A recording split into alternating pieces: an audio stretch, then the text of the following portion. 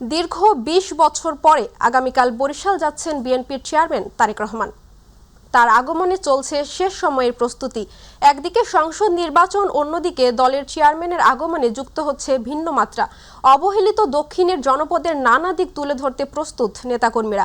আসাদ চৌধুরীর ক্যামেরায় পারভেজ রাসেলের রিপোর্টে বিস্তারিত। পদ্মা পায়রা পর্যটন ঘেরা দক্ষিণের জনপদ বরিশাল হলেও ভৌগোলিক দিক থেকে সবচেয়ে অবহেলিত এ অঞ্চলের মানুষ। দীর্ঘ ২০ বছর পরে আগামী ৪ জানুয়ারি বুধবার বরিশালের মাটি ও মানুষের কাছে আসছেন বিএনপির চেয়ারপারসন তারেক রহমান। তার আগমনে নতুন স্বপ্নে বিভোর এ জনপদের মানুষ। আমরা জনতার সাথে মিশতেছি, এতে করে সুন্দর ভোট হয়, একটা স্থিতিশীলতা হয়, শান্তিপূর্ণ পরিবেশ সৃষ্টি হয়। আমরা জানি যে এই ভোটের উপরে অন্যান্য অনেকগুলো ভোট নির্ভর করে। আমরা দক্ষিণ অঞ্চলের উন্নয়ন চাই, আমাদের কোনো মিল কারখানা নাই, আমাদের ভোলার গ্যাস চাই, আমাদের ভোলার ব্রিজ চাই, আমরা আধুনিক সমুদ্র সৈকত চাই। বেলস পার্ক মাঠে যোগ দিবেন বিএনপির সমাবেশে, শুনবেন তৃণমূল নেতাকর্মীদের না বলা কথা, করবে তার সমাধান। তাকে বরণ করতে ইতিমধ্যে সকল প্রস্তুতি সম্পন্ন করেছে বিএনপি ও অঙ্গ সংগঠন। আমাদের 4 লেন, এটা ঢাকা থেকে কুয়াকাটা, এটা আমাদের জরুরি দরকার। আমাদের ট্রেন লাইন দরকার, আমাদের ভোলার গ্যাস বরিশালে আনা দরকার, ভোলা বরিশাল সেতু দরকার, এগুলো খুবই জরুরি। দীর্ঘ 17 বছর তিনি দেশে বাইরে থেকে রাজনীতি করেছেন এবং তার কোনো ভিডিও ক্লিপও প্রকাশ করতে পারতো না। এরকম আমাদের সাংগঠনিক অভিভাবক তিনি আসবেন, তাকে দেখার অধীর আগ্রহ অপেক্ষা করছে তরুণ সমাজই। তারা বিশ্বাস করে চেয়ারপারসন তারেক রহমানকে এক নজর দেখতে কয়েক লাখ মানুষ জড়ো হবে এ মাঠে। তার মুখের বার্তা নিয়েই গড়বে আগামীর নিরাপদ টেকসই এক বাংলাদেশ।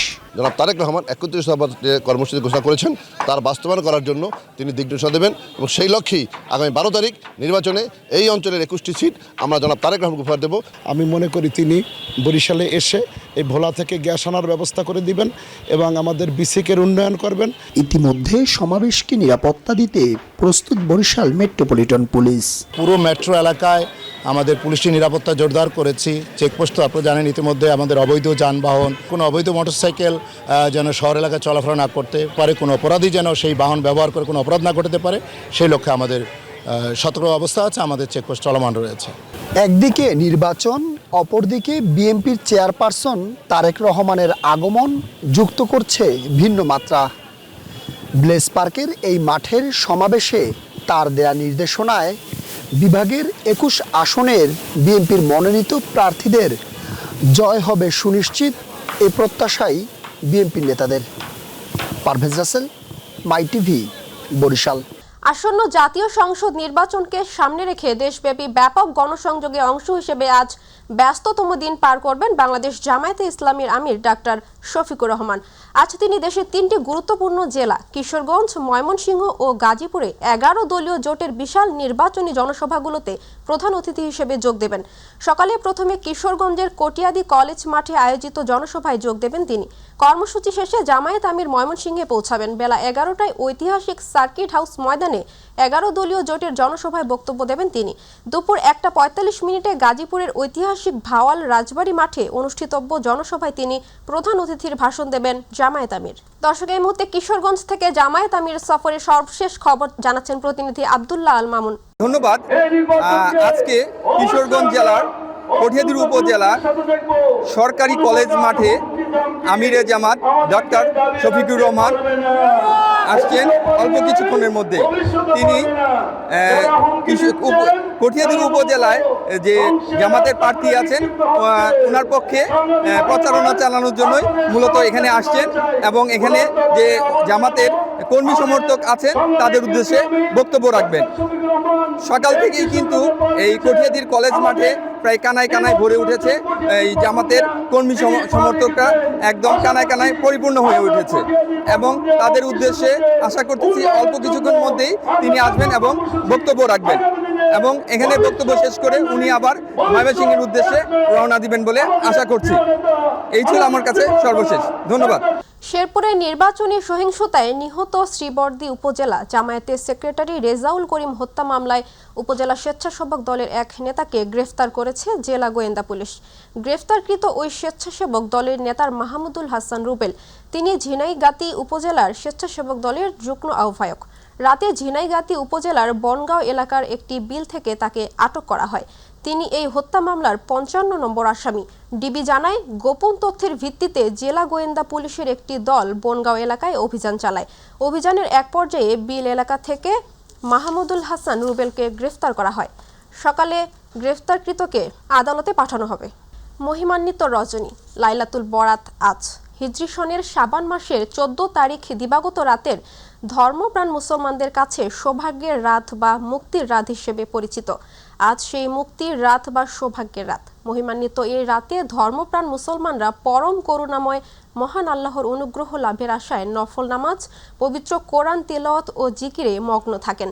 অতীতের পাপ ও অন্যায়ের জন্য ক্ষমা প্রার্থনা এবং ভবিষ্যৎ জীবনের কল্যাণ কামনা করে মোনাজাত করেন। ইসলাম ধর্মাবলম্বীরা বিশ্বাস করেন এ রাতে নির্ধারিত হয় পরবর্তী বছরের হায়াত, রিজিক ও আমল। আল্লাহর সান্নিধ্য ও ক্ষমা লাভে বিশ্বের অন্যান্য দেশের মতো বাংলাদেশের মুসলমানরা ইবাদত, বন্দগি, জিকির, আসকার, মিলাদ মাহফিল, নফল নামাজ আদায় ও কোরআন তিলাওয়াতে মশগুল থাকেন শবে বরাতে। অনেকে মৃত স্বজনদের কবর জিয়ারত করেন। দিগন্ত জোড়া সরিষা ফুলের হলুদ চাদর আর মৌ মৌ গন্ধে মাতোয়ারা মানিকগঞ্জ জেলার সাটুরিয়া উপজেলার জনপদ। অনুকূল আবহাওয়া আর কৃষি অফিসের সঠিক নির্দেশনায় এবার সাটুরিয়া উপজেলার সরিষার বাম্পার ফলনের সম্ভাবনা দেখছেন কৃষকরা। সাটুরিয়া উপজেলা প্রতিনিধি কাউসার আহমেদ এর তথ্য ও ভিডিও চিত্রে বিস্তারিত হাফিজা খানম জুথির ডেস্ক রিপোর্টে। শীত বিদায়ের পথে গ্রাম বাংলার মাঠ জুড়ে হলুদের সমারোহ। দিগন্ত জুড়ে এ যেন প্রকৃতির এক হলুদ কার্পেট। আর এই হলুদের মাঝে নিজেদের স্বপ্ন বুনছেন স্থানীয় হাজারো কৃষক। গত অর্থবছরে ২৯৮৫ হেক্টর জমিতে সরিষা চাষ হলেও চলতি ২০২৫-২৬ অর্থবছরে লক্ষ্যমাত্রা ধরা হয়েছে ২৯৫০ হেক্টর। আবহাওয়া ভালো থাকায় ফলন ভালো হওয়ার আশা করছেন কৃষকেরা। উচ্চ ফলনশীল জাতের দিকে ঝোঁক বাড়িয়েছে চাষিরা। বর্তমানে বাজারে প্রতি মণ সরিষা ৪,২০০ থেকে ৪,৫০০ টাকায় বিক্রি হচ্ছে, ফলে ভালো লাভের প্রত্যাশা রয়েছে। বীজ জাতের সরিষা লাগাইছি, এটা আগাম লাগাইছি, এটা ফুল ধরে গেছে। ইনশাল্লাহ এটা শীতের আগে এটা ঘরে চলে আসবে। এবছর আবহাওয়া ভালো, আলহামদুলিল্লাহ আশা করি ফলন ভালো হবে। কৃষকরা বলছেন ফলন ভালো হলে প্রতি বিঘায় ৮ থেকে ৯ মণ ফলন পাওয়া যাবে, যা ভোজ্য তেলের চাহিদা পূরণে বড় ভূমিকা রাখবে। সময় মতো সরকারি বীজ ও সার পাওয়ায় চাষ সহজ হয়েছে। এখানে উপসহকারী কৃষি কর্মকর্তা আব্দুল গফুর সাহেব, উনি সার্বক্ষণিক আমাদের খোঁজখবর নেন, কখন কি দিতে হবে বা কি করতে হবে। আমরা সরষা ক্ষেত করি, সরষের তেল খাই, রোগ ব্যাধি কম হয় আমাদের। সরিষার ব্যাপক আবাদের লক্ষ্যে কৃষকের মাঝে উন্নত মানের বীজ ও সার সহ বিশেষ কৃষি প্রণোদনা দেওয়া হয়েছে। নেওয়া হচ্ছে সার্বক্ষণিক খোঁজ খবর। কৃষি অফিসের কর্মকর্তারা নিয়মিত মাঠে এসে পরামর্শ দিচ্ছেন। এই বছর আমার এই হরগজে অনেক সরিষা চাষ হয়েছে এবং সরিষা চাষের জন্য তেল জাতীয় ফসল উৎপাদন বৃদ্ধির জন্য আমরা কৃষক ভাইদেরকে নিয়মিত পরামর্শ দিয়ে যাচ্ছি এবং আধুনিক যে জাতগুলো আছে সেইগুলা চাষাবাদের জন্য কৃষক ভাইদেরকে পরামর্শ দিচ্ছি। এবছর সরিষার রেকর্ড পরিমাণ উৎপাদন বা বাম্পার ফলনের সম্ভাবনা রয়েছে বলে জানান উপজেলা কৃষি অফিসার। ২০২৫-২৬ অর্থ বছরে সরিষার আবাদ হয়েছে ২৯৫০ হেক্টর। গত অর্থ বছরে ছিল ২৮৫০ হেক্টর। এবছরে আমাদের ১০০ হেক্টর আবাদ এলাকা বৃদ্ধি পেয়েছে। সরিষার বীজ এবং সার প্রণোদনা হিসেবে ৪,০০০ জন কৃষককে আমরা প্রদান করেছি। সরিষার এই বাম্পার ফলন কেবল স্থানীয় ভোজ্য তেলের চাহিদাই মেটাবে না, বরং অর্থনৈতিকভাবেও এই অঞ্চলের কৃষকদের স্বাবলম্বী করে তুলবে বলে মনে করছেন সংশ্লিষ্টরা। হাফিজা খানম জুথি, মাই টিভি নিউজ ডেস্ক। যশোরের বাঘারপাড়াতে সেনাবাহিনী কর্তৃক পরিচালিত যৌথ বাহিনীর বিশেষ অভিযানে বিপুল পরিমাণে গোলাবারুদ, গ্রেনেড, বিস্ফোরক, অবৈধ অস্ত্রসহ অন্যান্য সরঞ্জাম উদ্ধার করা হয়েছে। উপজেলার ধলগ্রাম ইউনিয়নের দড়িহাগড়া গ্রামের পূর্বপাড়ার রায়হান হোসেনের বাড়িতে রাতভর শ্বাসরুদ্ধকর এ উদ্ধার অভিযানে 4টি বিদেশি পিস্তল, ড্রাম ও স্টিল ট্রাকে লুকানো অবস্থায় 10টি গ্রেনেড সদৃশ্য 37টি রাউন্ড গোলাবারুদ, মোবাইল চার্জার এবং বেশ কয়েকটি সিসি ক্যামেরা উদ্ধার করেছে। গতকাল দুপুরে বাঘারপাড়া ডিগ্রি কলেজ আর্মি ক্যাম্পে অনুষ্ঠিতব্য প্রেস ব্রিফিংয়ে লেফটেন্যান্ট কর্নেল রেজাউল রহমান বিষয়টি নিশ্চিত করেন। এ সময় আরও উপস্থিত ছিলেন থানা ওসি মাহমুদুল হাসান সহ সেনা কর্মকর্তা ও সাংবাদিকবৃন্দ। বাংলাদেশ খেলাফত মজলিসের আমিরে মজলিস মাওলানা মামুনুল হক বলেছেন, দীর্ঘ 54 বছর ধরে শাসনের নামে এদেশের মানুষকে শোষণ করা হয়েছে। জুলাই আন্দোলনের চেতনায় সবাই আছে একটি বৈষম্যহীন বাংলাদেশ দেখতে চাই এবং 18 কোটি মানুষের ন্যায্য অধিকার প্রতিষ্ঠায় ঐক্যবদ্ধ হয়েছে। সোমবার ফরিদপুর 2 আসনের নগরকান্দা MN একাডেমি মাঠে আয়োজিত এক নির্বাচনী জনসভায় প্রধান অতিথির বক্তব্যে তিনি বলেন, রাজনীতিতে আর মাস্তানি চলবে না। যারা ভোটারদের ভয়ভীতি দেখানোর চেষ্টা করবে তাদের শক্ত হাতে প্রতিরোধ করা হবে। তবে নেতাকর্মীদের ধৈর্য ও শৃঙ্খলা বজায় রাখার আহ্বান জানান তিনি। নির্বাচনী প্রশাসনের ভূমিকা নিয়েও প্রশ্ন তুলে মামুনুল হক বলেন, লেভেল প্লেয়িং ফিল্ড নিশ্চিত না হলে প্রশাসনকে জনগণের কাছে জবাব দিতে হবে। জুলাই বিপ্লব পরবর্তী বাংলার মানুষ যেভাবে জেগে উঠেছে, জুলাই বিপ্লবের মাধ্যমে বাংলার সাধারণ মানুষ প্রমাণ করে দিয়েছে বিপ্লবের জন্য বড় দল লাগে না, বিপ্লবের জন্য বড় নেতার প্রয়োজন হয় না। বাংলার তরুণ ছাত্র জনতা যেভাবে ঐক্যবদ্ধ হয়েছে, যদি কেউ আমার তাদের অধিকার নিয়ে ছিনিমিনি খেলবার পায় তারা চালায়, তাদের পরিণাম তাই হবে। তাদের পূর্ববর্তীদের ইসলামী আন্দোলন বাংলাদেশের আমির মুফতি রেজাউল করিম বলেছেন, জামায়াতের নেতৃত্বে 11 দলীয় জোটের আমির সহ বিভিন্ন পর্যায়ের নেতারা বলছেন ক্ষমতায় গেলে ইসলাম অনুযায়ী দেশ চালাবে না, প্রচলিত আইনেই দেশ চলবে। এখন কথা হলো তাদের আদর্শটা কি? এদেশের মানুষের মুক্তির জন্য হাজার হাজার মানুষ স্বজনহারা হয়েছে, তাদের চিৎকার আমরা আর শুনতে চাই না। তিনি আজ সোমবার ব্রাহ্মণবাড়িয়ার নবীনগর পাইলট স্কুল মাঠে উপজেলা আমির মাওলানা জসিমউদ্দিন এর সভাপতিত্বে অনুষ্ঠিত ইসলামী আন্দোলন বাংলাদেশের নির্বাচনী সভায় প্রধান অতিথির বক্তব্যে এসব কথা বলেন। মাগুরা 2 আসনে জামায়াতে ইসলামীর প্রার্থী MB বাকেরের পক্ষে নির্বাচনী মিছিল অনুষ্ঠিত হয়েছে। সোমবার বিকেলে মাগুরা জেলার মোহাম্মদপুর উপজেলার দীঘা ইউনিয়নের নাগরা বাজারে এই মিছিলটি করা হয়। মিছিলটি বাজারের বিভিন্ন সড়ক প্রদক্ষিণ করে। পরে নাগরা বাজার এলাকায় একটি সংক্ষিপ্ত পথসভা অনুষ্ঠিত হয়। সভায় প্রধান অতিথি হিসেবে বক্তব্য রাখেন জামায়াতে মনোনীত প্রার্থী MB বাকের। এ সময় তিনি নির্বাচনের শান্তিপূর্ণ পরিবেশ বজায় রাখা, ভোটারদের নির্বিঘ্নে ভোটাধিকার প্রয়োগের সুযোগ নিশ্চিত করা এবং ন্যায়ভিত্তিক সমাজ প্রতিষ্ঠার আহ্বান জানান। ঝালকাঠির নলসিটিতে আসন্ন ত্রয়োদশ জাতীয় সংসদ নির্বাচনে প্রচারণায় ব্যস্ত সময় পার করছেন প্রার্থীরা। সকাল থেকে রাত পর্যন্ত বিরামহীন প্রচারণা চালাচ্ছেন বিএনপি, জামায়াতে ইসলামী আন্দোলন ও স্বতন্ত্র প্রার্থীরা। লিফলেট বিতরণ ও উঠান বৈঠক করে ভোটারদের কাছে ভোট চাইছেন তারা।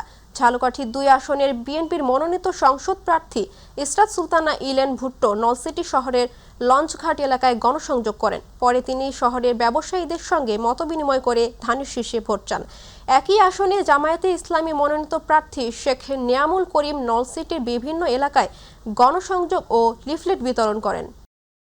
6 আসনের প্রার্থী গিয়াসউদ্দিন কাদের চৌধুরী বলেছেন, সন্ত্রাস, চাঁদাবাজি ও মাদকমুক্ত রাউজান গড়ে তুলতে চান তিনি। আসন্ন জাতীয় সংসদ নির্বাচনকে সামনে রেখে রাউজান উপজেলার বিনাজুরি ইউনিয়নের বিভিন্ন স্থানে আয়োজিত বিশাল পথসভায় প্রধান অতিথির বক্তব্যে তিনি এসব কথা বলেন। গিয়াসউদ্দিন কাদের চৌধুরী জানান, জনগণের ভোট ও সমর্থন পেলে রাউজানকে একটি মডেল ও উন্নয়নকামী উপজেলা হিসেবে গড়ে তোলা হবে এবং শান্তি ও সুশাসন নিশ্চিত করা হবে। পথসভায় বিএনপি ও অঙ্গ সংগঠনের বিভিন্ন স্তরের নেতাকর্মীরা উপস্থিত ছিলেন। আসন্ন ত্রয়োদশ জাতীয় সংসদ নির্বাচনে শরীয়তপুর 2 আসনে জামায়াতে ইসলামীর মনোনীত প্রার্থী অধ্যাপক ডক্টর মাহমুদ হোসেন বকাউল তার নির্বাচনী প্রতীক দাঁড়িপাল্লা নিয়ে ব্যাপক প্রচারণায় ব্যস্ত সময় পার করছেন। প্রতিদিন সকাল থেকে গভীর রাত পর্যন্ত তিনি সাধারণ ভোটারদের সঙ্গে মতবিনিময় করছেন। নির্বাচনী এলাকায় বিভিন্ন হাট বাজার ও গুরুত্বপূর্ণ এলাকায় লিফলেট বিতরণের পাশাপাশি আলোচনা সভা, জনসভা ও উঠান বৈঠকের মাধ্যমে ভোটারদের কাছে নিজের রাজনৈতিক ভাবনা এবং দলের লক্ষ্য উদ্দেশ্য তুলে ধরেছেন তিনি। তবে প্রচারণার পাশাপাশি নির্বাচন নিয়ে শঙ্কার কথাও তুলে ধরেছেন জামায়াত প্রার্থী ডক্টর মাহমুদ হোসেন বকাউল। ত্রয়োদশ জাতীয় সংসদ নির্বাচনকে সামনে রেখে নেত্রকোনা 2 আসনে বিএনপি মনোনীত প্রার্থী অধ্যাপক ডাক্তার আনোয়ারুল হকের প্রচারণা চলছে জোরে সোরে। দুপুরে নেত্রকোনা জেলা ছাত্র দলের প্রচার সম্পাদক SM সোহাগের নেতৃত্ব প্রচারণা চালানো হয়। প্রচারণায় অংশ নেন স্থানীয় বিএনপি ও সহযোগী সংগঠনের নেতাকর্মীরা। এ সময় SM সোহাগ বলেন, নেত্রকোনা 2 আসনের বিএনপি প্রার্থী ডাক্তার আনোয়ারুল হকের পক্ষে প্রচার সামগ্রী জনসংযোগের মাধ্যমে ভোটারদের কাছে ধানের শীষের পক্ষে সমর্থন চাইছেন তারা। দর্শক, এই মুহূর্তে বরিশাল থেকে যুক্ত হচ্ছেন সহকর্মী পারভেজ রাসেল। পারভেজ, আগামীকাল বরিশাল যাচ্ছেন তারেক রহমান, তো দলনেতাকে বরণ করে নিতে কেমন প্রস্তুতি নিয়েছেন নেতাকর্মীরা, বিস্তারিত জানাবেন।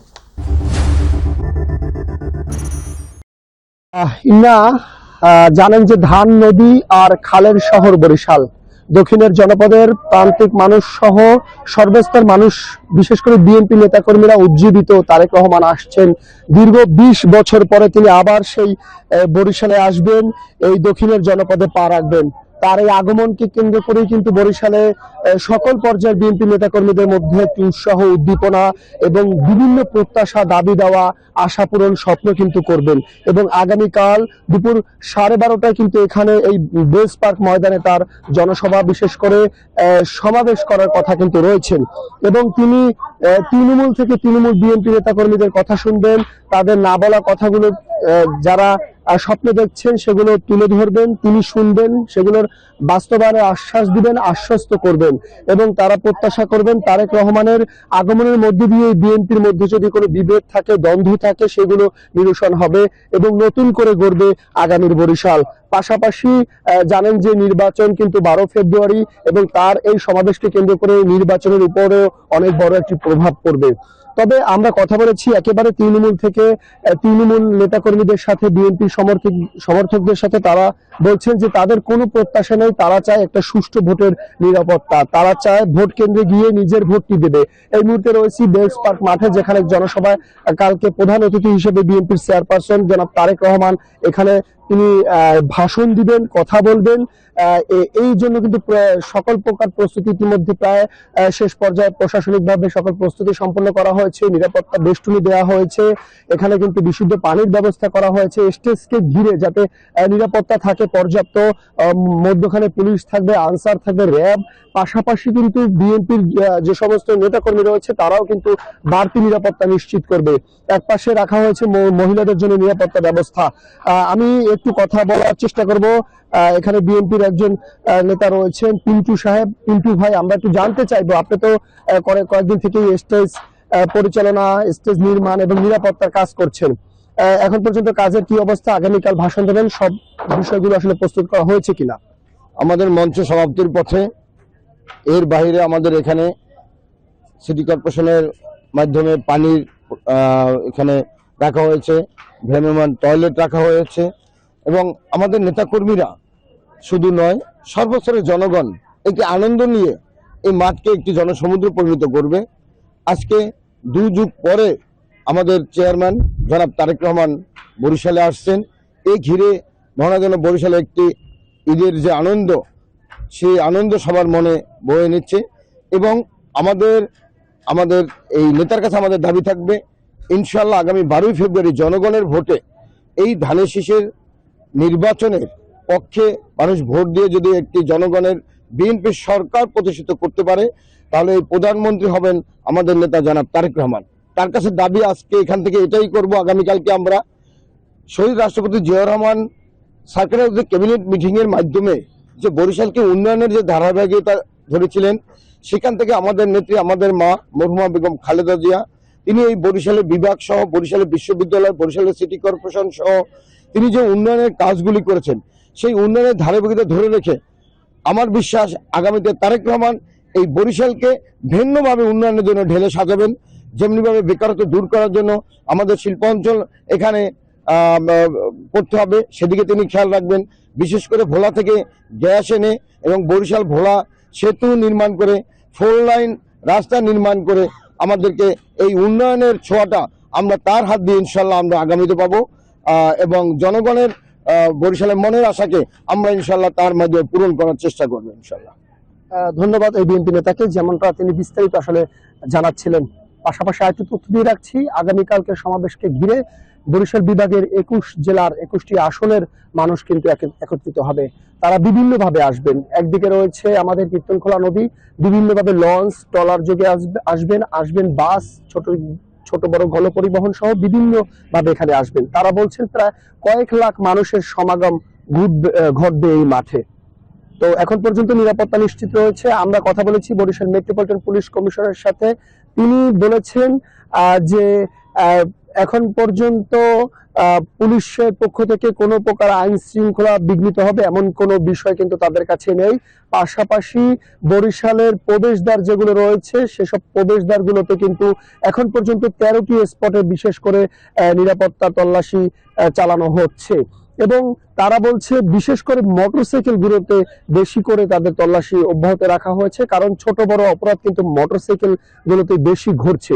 এ কারণে অন্যান্য পরিবহনের পাশাপাশি মোটরসাইকেলগুলোতে বেশি তল্লাশি চালানো হচ্ছে এবং সব মিলিয়ে কিন্তু যে পরিবেশ সেটা রয়েছে এবং এর পাশাপাশি আমরা কথা বলেছি বরিশাল সেনাবাহিনীর একটি টিমের সাথে। তারা বলছেন যে র্যাব পুলিশের পাশাপাশি তাদের যে কার্যকর আইন শৃঙ্খলার বিষয় সেগুলো কিন্তু তারা পরিলক্ষিত করছে।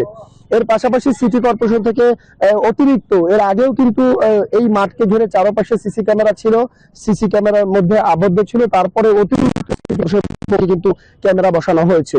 সব মিলিয়ে সিটি কর্পোরেশনের কর্মীদেরকে আমরা কাজ করতে দেখেছি, স্বেচ্ছায় অনেকে শ্রম দিতে এসেছে বিএনপির, তারা কাজ করছে এবং এর আগে কিন্তু কয়েকবার এসে কিন্তু বিএনপির যিনি রয়েছেন এই অঞ্চলের বিএনপির মনোনীত প্রার্থী একাধিকবার সাবেক সংসদ সদস্য অ্যাডভোকেট মজিদুর রহমান সরোয়ার তিনি পরিদর্শন করেছেন সাংগঠনিক সম্পাদক বিলকিস জাহান শিরিন এসেছিলেন, মীর জাহিদুল কবির জাহিদ এসেছিলেন, আহ্বায়ক যিনি রয়েছে মনিরুজ্জামান ফারুক তিনি আসছিলেন এবাদুল হক চান। সব মিলিয়ে বিএনপি নেতাকর্মীরা আবার কিন্তু উজ্জীবিত হচ্ছে, সে প্রাণ ফিরে পাচ্ছে এবং তারা বিশ্বাস করছে যে একটি এই সমাবেশের মধ্য দিয়ে বরিশালে নতুন করে কিভাবে আগামী বিএনপি পথ চলবে সেই নির্দেশনা দিবে আগামীকাল তারেক রহমান। তা আপাতত এই রয়েছে বরিশালের ব্লেস পার্ক মাঠ থেকে আমার কাছে সমাবেশ প্রস্তুতির সবশেষ তথ্য। ইন্না পারভেজ, আপনাকে ধন্যবাদ। যাচ্ছি পরবর্তী সংবাদে। নোয়াখালী বেগমগঞ্জের রামগঞ্জে ইউনিয়নের ৯ নং ওয়ার্ডে বাকিপুর সরকারি প্রাথমিক বিদ্যালয় সংলগ্ন মার্কেটের বিএনপির নির্বাচনী কার্যালয় সহ 3টি দোকান পুড়ে ছাই হয়ে যায়। স্থানীয়রা জানান, ফজরের নামাজ পড়তে বের হওয়া মুসল্লিরা দেখতে পান দোকানগুলোতে আগুন জ্বলছে। পরে মসজিদের মাইকে ঘোষণা দিলে মুসল্লিরা এসে দ্রুত আগুন নিয়ন্ত্রণে আনে। তবে ততক্ষণে বিএনপির নির্বাচনী কার্যালয় সহ পাশের সাইকেল মার্ট দোকান পুরো জ্বলে যায়। অপর একটি দোকান আংশিক পুড়ে গেছে। খবর পেয়ে পুলিশ ঘটনাস্থল পরিদর্শন করছেন। এদিকে ইউনিয়ন জামায়াতে আমির আবুল হাসনাত ঘটনাস্থল পরিদর্শন করে সহানুভূতি ও সুষ্ঠু তদন্তের দাবি জানান। নারায়ণগঞ্জের রূপগঞ্জে সেনাবাহিনী ও পুলিশের যৌথ অভিযানে 2টি পিস্তল সহ অবৈধ অস্ত্র ও মালামাল উদ্ধার করে 2 জনকে গ্রেফতার করা হয়েছে। রাতে গোলকান্দাইল এলাকায় গোপন সংবাদের ভিত্তিতে এ অভিযান চালানো হয়। গ্রেফতাররা হলেন গোলকান্দাইল এলাকার চিহ্নিত ডাকাত কাউসার ওরফে কাউসার ডাকাত ও রবি দাস। তাদের কাছ থেকে একটি পিস্তল, 2টি ওয়ান শুটার গান ও একটি খেলনা পিস্তল উদ্ধার করা হয়। এ ঘটনায় অস্ত্র আইনে মামলা দায়ের করা হয়েছে। ধামরাইয়ে আবির স্মৃতি ফাউন্ডেশনের উদ্যোগে প্রায় 5 শতাধিক রোগীর বিনামূল্যে চিকিৎসা সেবা দেওয়া হয়েছে। সোমবার সকাল থেকে doctor Shahjahan Mia, doctor Ahmedul Haque Titas, doctor ATM Abdul Hannan, doctor Abu Sayeed, doctor Tamanna Ferdous ও ডাক্তার সাদিয়া আফরিন রিয়া এই 6 জন বিশেষজ্ঞ ডাক্তার দিনব্যাপী বিনামূল্যে এই চিকিৎসা সেবা প্রদান করেন। সপ্তমবারের মতো বিনামূল্যে এই চিকিৎসা সেবা প্রদান করা হয়। ফরিদপুরের ভাঙ্গায় স্বাস্থ্য ও পরিবার কল্যাণ মন্ত্রণালয়ের অতিরিক্ত সচিব মোহাম্মদ খোরশেদ আলম একটি বেসরকারি হাসপাতাল ও কমিউনিটি হাসপাতাল পরিদর্শন করেছেন।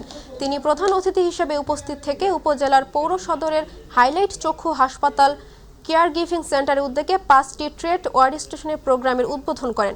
হাইলাইট চক্ষু হাসপাতাল কেয়ার গিভিং সেন্টারের সেমিনার কক্ষে আয়োজিত এ অনুষ্ঠানে হাইলাইট চক্ষু হাসপাতাল কেয়ার গিভিং সেন্টারের চেয়ারম্যান মোহাম্মদ শহীদুল ইসলামের সভাপতিত্বে মুরাদ মিরুর সঞ্চালনায় অনুষ্ঠানে বিশেষ অতিথি ছিলেন স্বাস্থ্য ও পরিবার পরিকল্পনা মন্ত্রণালয়ের যুগ্ম সচিব মোহাম্মদ মোহসেন, সিভিল সার্জন ফরিদপুরের ডাক্তার মাহমুদুল হাসান, উপজেলা নির্বাহী কর্মকর্তা আবদুল্লাহ জাহের, উপজেলা স্বাস্থ্য ও পরিবার পরিকল্পনা কর্মকর্তা ডাক্তার তানসিব জুবাইর নাদিম, অতিরিক্ত police super Rezwan Dipu, head of partnership projector Swapan Kanti Dutta.